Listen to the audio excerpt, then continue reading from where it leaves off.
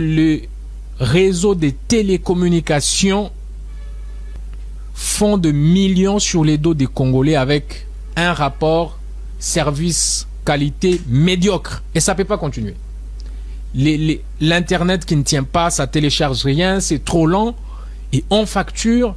Et, chers compatriotes, vous n'avez pas idée des données que j'ai reçues sur les réseaux des télécommunications. Je pensais que c'était Vodacom. J'ai reçu les captures, le message, la désolation des abonnés d'Orange, d'Airtel, d'Africell. Mais c'est juste incroyable l'état dans lequel les réseaux de télécommunications opèrent dans notre pays. Nous sommes le seul pays au monde où les forfaits Internet sont les plus chers. Les seuls forfaits Internet où on te dit c'est 48 heures, au bout de 5 heures, c'est terminé.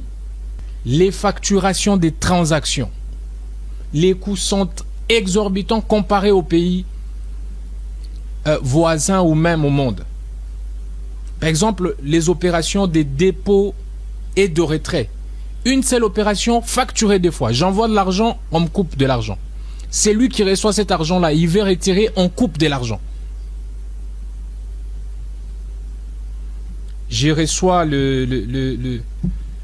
certains agents qui tiennent des cabines Vodacom, Orange qui disent « Monsieur le Président, on fait payer aux citoyens les frais des dépôts ou d'envoi parce que le rétro-commission qu'on reçoit des réseaux de télécommunications sont insuffisants. Quand on lui fait une transaction de 20 000 francs, les réseaux prennent 1800 ou 1500. Lui va recevoir 150 ou 200 francs. Comment il tient son shop avec ce genre de rétrocommission? Et ceux qui vont payer, c'est les citoyens congolais. Même pour les dépôts, les Congolais payent. Tu vas sur qu'il avec ton argent 200 $. Qui va faire les dépôts? Il te dit, j'ai pas de dollars.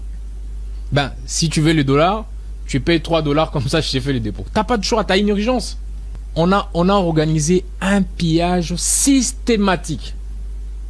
Et personne n'en parle. Il faut suivre de près tous les services, rallonge, frais de retrait. Vodacom, il n'y a pas très longtemps, même vérifier ton solde, c'était facturé.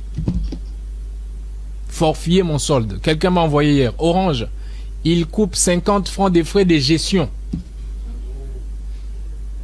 Gestion du compte Orange Money. C'est pas possible. Je vous épargne des dossiers que j'ai eus. J'ai été contacté par le service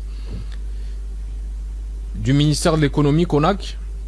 J'ai été approché par le service de sécurité parce que la vidéo a été très suivie pour avoir les informations précises. Je pense que la question est, au niveau des autorités, à ces jours, en train d'enquêter sur ce que font les réseaux de télécommunications.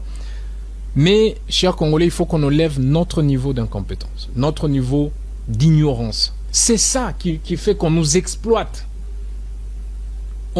C'est comme pour les minéraux, quoi. On sait que c'est un peuple, c'est 1 $, 2 $, c'est rien. Mais on est combien qui utilisent ces réseaux-là? Et combien de millions on fait à ces multinationales chaque jour, juste parce qu'on se dit, on a coupé 0,2 $, ça fait rien. Et parce qu'on tolère. Et la responsabilité des autorités compétentes, il y a un ministère qui doit gérer et coopérer avec ces gens-là. Vérifier les tarifs par rapport à d'autres. Pourquoi c'est nous, c'est très cher? Un pays pauvre, pourquoi ça doit être cher que partout? Parce que les Congolais ont beaucoup d'argent. Et on utilise les poids démographiques comme levier. Ça va être 1 $, vous pensez que c'est pas cher. Mais chez les autres, c'est 0,20 $. Chez nous, c'est 1 $, ça ne dit rien. Et quand vous comptez, c'est 10 millions de Congolais qui utilisent ça le jour. C'est 20 millions de Congolais et des gens se font de millions sans travailler. Ils ont juste mis de l'intelligence dans les systèmes. Et nous, on est aveuglés, chers amis, chers frères, chers Congolais. Il faut qu'on se réveille. Il faut qu'on dénonce le réseau des télécommunications font de millions sur les dos des Congolais avec un rapport service qualité médiocre. Et ça ne peut pas continuer. L'Internet qui ne tient pas, ça télécharge rien, c'est trop lent.